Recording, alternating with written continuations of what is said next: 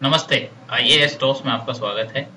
अपना एड्रेस है facebook.com/ias.toss। Like कर देना पसंद आए तो। अब देखो, मैं बात करता हूँ सॉफ्ट पावर के बारे में। सॉफ्ट पावर इंटरनेशनल रिलेशंस में ये टर्म बहुत यूज होती है। अखबार में तो रोज, लगभग रोज आपको मिल जाएगा India is a soft power, है ना। आप खुश हो जाएंगे कि चलो इंडिया के आसपास कहीं तो पावर लगता है, हार्ड पावर तो नहीं है पर सॉफ्ट पावर है। सिंपल अंडरस्टैंडिंग इस टर्म की क्या है? देखो, दो टाइप के हो गया, hard power, soft power. Hard power हो गया जो कि मतलब मिलिट्री, सिंपल अंडरस्टैंडिंग में मिलिट्री, मिलिट्री मतलब पावर, पावर मतलब दिखाने वाला पावर, मसल पावर है। अगर आप देखो, diplomacy is all about getting your work done from any country, ठीक है।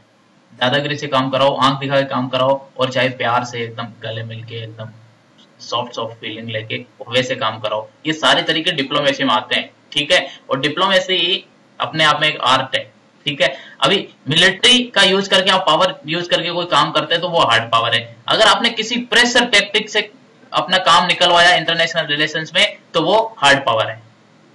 मतलब इस तरह का ऐसा कोई भी काम जो आपने करवा लिया इन एब्सेंस ऑफ लव, बिना प्यार के अगर कोई काम करवाए तो वो होता है हार्ड पावर। और यहाँ सिंपल सॉफ्ट पावर का मतलब होता है, सॉफ्ट पावर का मतलब होता है आपने अगर प्यार से कोई काम करवाया, वो है सॉफ्ट पावर। अगर प्यार से आप काम करवा सकते हैं तो वो होता है सॉफ्ट पावर। और प्यार से काम कर ऐसे नहीं होता प्यार कि आंखें मिली प्यार हो गया। इंटरनेशनल रिलेशंस में प्यार है कि जब किसी को जरूरत महसूस हो तब उनको बिना मांगे ही आप अवेलेबल रहें, कि नहीं आपका दुख हमारा दुख है। अभी देखो, मोदी जी ने क्या कहा कि नेपालियों का दुख हमारा दुख है। ये अपने आप को सॉफ्ट पावर दिखाने की, कि आपको कहीं मुसीबत होगी हम साथ में खड़े रहेंगे, आपका हाथ में हाथ थामे। ये क्या है? ये है सॉफ्ट पावर। थोड़ा अकेडमिकली देखते हैं इसको।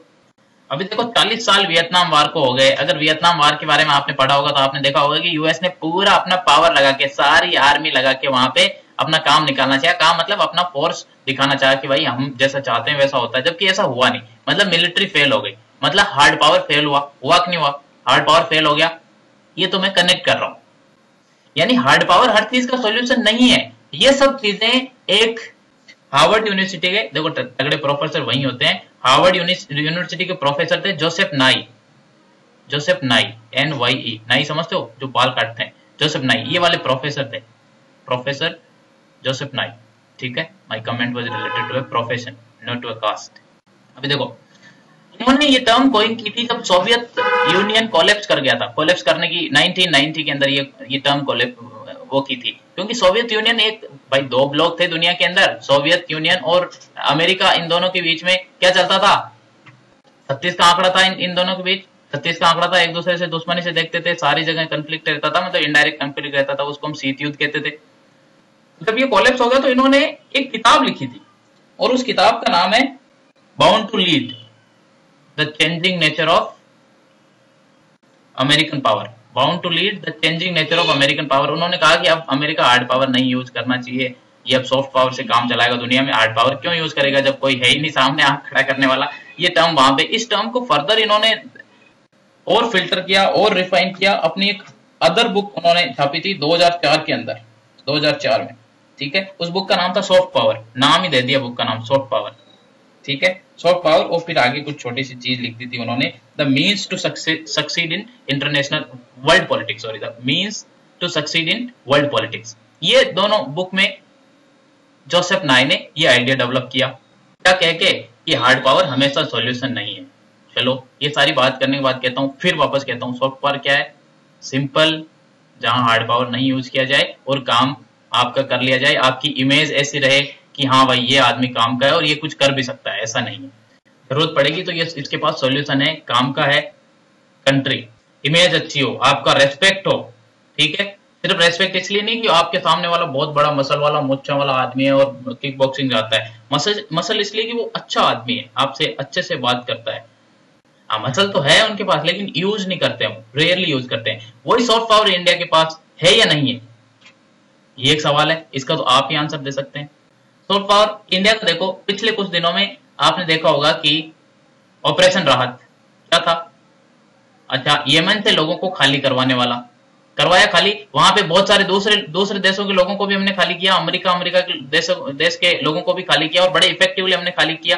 हमारी प्रेजेंस, हमारी नेवी की वहां पे प्रेजेंस, हमारी ऑपरेशनल एफिशिएंसी, और हम कहीं भी हमारे लोग फंस गए तो उनको निकालने की क्षमता रखना हमने प्रूव किया। ये अपने आप में एक सॉफ्ट पावर है। और अखबार पढ़ रहे हैं तो आपने देखा होगा मालदीव के पास पानी का कमी पड़ गया, पीने वाला पानी का। वो तो समुद्र के बीच में, पानी का मतलब पानी दो टाइप का होता है ना, एक पीने वाला एक नहीं पीने वाला। तो पीने का पानी का कमी पड़ गया तो हमने यहाँ से नेवी की बहुत बड़ी बड़ी जहाजें भर के पानी की और कहाँ भेज दी, उनके यहाँ पे भेज दी। वहां उनको महसूस ही नहीं होने दिया कि इतना दूर उनसे साफ पानी है, मालदीव में भेजा। अभी आप नेपाल में देखो, नेपाल में अर्थक्वेक आया, ठीक है, वहां की गवर्नमेंट रेस्पॉन्ड करती, उससे पहले ही हमने हेल्प भेज दी और वहां से एकदम एवेक्यूएशन चालू कर दिया। और ऐसा लगा कि जैसे हमारे खुद के स्टेट में होता था तो नहीं पहुंचती थी हेल्प, ऐसा मतलब फास्ट हमने हेल्प पहुंचाई है। और उसका नाम है ऑपरेशन मैत्री, है कि नहीं, ऑपरेशन मैत्री। ये सारी चीजें क्या रिफ्लेक्ट करती है? ये रिफ्लेक्ट करती है कि हम जहां जरूरत पड़े वहां काम आएंगे। सिर्फ यही नहीं, इंडिया ब्लू हेलमेट बोले तो ब्लू हेलमेट क्या होता है? हम पीस कीपिंग फोर्स जो है, पीस कीपिंग फोर्स, किसकी पीस कीपिंग फोर्स? यूएन की पीस कीपिंग फोर्स। ये नीले कलर का हेलमेट पहनते हैं इसलिए ब्लू हेलमेट बोलते हैं। ये पीस कीपिंग फोर्स है, यूएन की पीस कीपिंग फोर्स है। उसमें बहुत सारे देश अपनी क्या करते हैं, अपनी आर्मी के लोग वहां पे कंट्रीब्यूट करते हैं। इंडिया भी कंट्रीब्यूट करता है, इंडिया सबसे लार्जेस्ट कंट्रीब्यूटर है। लेकिन बहुत सारे कंट्रीब्यूशन बांग्लादेश और इनकी तरफ से भी है। किन की तरफ से?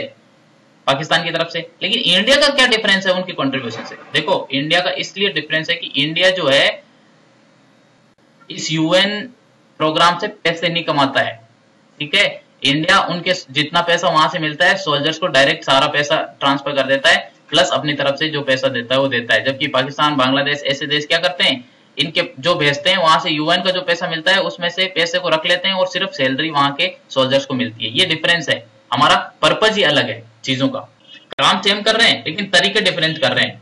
शिव खेड़ा जी का जो भाषण, वो जो स्टेटमेंट है ना, विनर्स डू थिंग्स डिफरेंटली, यहां लिख दो, countries with soft power do things differently, है सेम चीज ही तो कर रहे हैं। चलो, उसके अलावा इंडिया भले ही लड़ने में विश्वास नहीं करता है, we don't believe in fighting with the neighbours और एनीवन, लेकिन इसका मतलब ये नहीं है कि हम अपना डिफेंस प्रिपेयर्डनेस ही नहीं रखें। इसका मतलब ये नहीं है कि हम अपने यहाँ की जो डिफेंस का मॉडर्नाइजेशन है वो नहीं करें, हमारा डिफेंस का इंपोर्ट नहीं करें। डिफेंस इंफ्रास्ट्रक्चर आप देखोगे इंडिया का ह्यूज है, हाँ, हालांकि अखबार में आएगा बहुत कमजोर है, ये होना चाहिए वो होना चाहिए, जरूरत है इंपोर्ट करने की। लेकिन आप देखोगे कि भारत की जो डिफेंस प्रिपेयर्डनेस है, हमारी नेवी के पास एयरक्राफ्ट कैरियर भी हैं, हमारे नेवी के पास सबमरीन्स भी है, और सारे डेवलपमेंट की प्रोसेस पे ह्यूज एक्सपेंडिचर हम डिफेंस पे करते हैं। हमारी एक स्टैंडिंग आर्मी है ना, बहुत बड़ी स्टैंडिंग आर्मी है, टॉप 5 में आती है।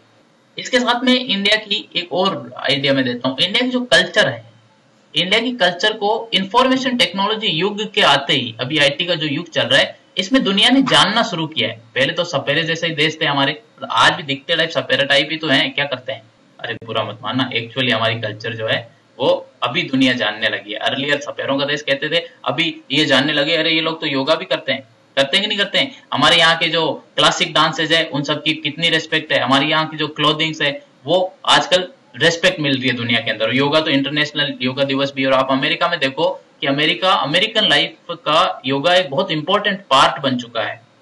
कैसे जाते हैं सुप्रीम कोर्ट के पास वहां पे कि ये तो रिलीजन का पार्ट है, कोर्ट कहता है नहीं ये तो लाइफस्टाइल का पार्ट है, इस तरह का है। और उसके अलावा और सबसे बड़ी इंपॉर्टेंट बात है इंडिया का विजिबल इकोनॉमिक ट्रांसफॉर्मेशन। ऐसा लग रहा है कि भारत का इकोनॉमिक ट्रांसफॉर्मेशन हो रहा है और होगा। देखो पिछले 10 साल में भारत ने इतने लोगों को गरीबी से बाहर निकाला होगा ना, जो भारत के इतिहास में तो कभी नहीं हुआ। एक पैरेलल चाइना ने इससे ज्यादा लोगों को बाहर निकाला गरीबी से, और कोई कंट्री इतने कम समय में 10 साल में इतने लोगों को गरीबी से बाहर नहीं निकाला। नंबर 1। नंबर 2, इंडिया का जीडीपी पोइज ग्रोथ करेगी, 8% 9% के लगभग ग्रोथ करेगी। मिडिल क्लास, सबसे बड़ी मिडिल क्लास इंडिया की होगी। इंडिया का यूथ टॉप, मतलब दुनिया में नंबर 1 यूथ होगा। और लग रहा है कि इंडिया में मैन्युफैक्चरिंग बेस भी बनेगा, यानी इकोनॉमिक सुपर पावर तो बनेगा ही। वैसे ही हम पीपीपी जीडीपी के अंदर दुनिया में 4th नंबर पे है कि नहीं, जीडीपी पीपीपी नंबर। ये सारे फैक्टर्स मिला के ऐसा लगता है कि इंडिया एक सॉफ्ट पावर है। सॉफ्ट पावर कैसे? इसके पास पावर है लेकिन ये मतलब आंख दिखा के काम नहीं, प्यार से काम करवा सकता है, प्यार से लोगों को मनवा सकता है, और जब किसी को जरूरत पड़े तो स्टैंडिंग खड़ा रहेगा और लड़ाई में विश्वास नहीं करता है। लेकिन अगर लड़ाई हुई तो जी तोड़ जवाब देगा। सिंपल बात है ये, ठीक है। और वीडियोस के लिए आप सब्सक्राइब कर दीजिए IAS टॉस। कहाँ? youtube.com, youtube.com, फिर यहाँ यूजर लगाता है यूट्यूब, फिर IAS TOSS, टॉस मतलब क्रिकेट वाला टॉस, सिक्का फेंकते हो टॉस होता है वो वाला टॉस, IAS टॉस। यहाँ सब्सक्राइब कर दो, एक से एक मस्त मस्त वीडियो मैं आपको दूंगा रोज डेली, अगर मैं छुट्टी पे नहीं रहा तो, अगर छुट्टी पे नहीं या सो नहीं रहा तो। Okay bye bye, thank you, have a nice time.